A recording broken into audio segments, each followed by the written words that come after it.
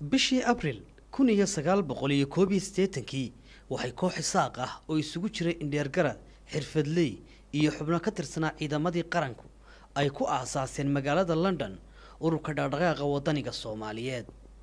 ururku wuxuu xarumo ka samaystay dalka Itoobiya,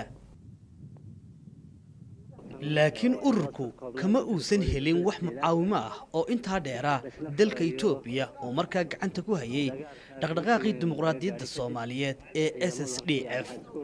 sidaa awgeed SNMtu waxay u tanjeersadeen odayaal dhaqameedkii iyo cuqaashii oo ay ka dalbadeen garab iyo taageero. odayaashu meesha ay arrimaha ka soo galeen wuxuu ahaa guurtiduna marka ugu horeysa wuxuu ahaa hay'ad ay SNM aasaastay oo hay'ad SNMeeda waxaanu ahaa hay'ad dagaal, hay'ad nabadeed mu ahayn.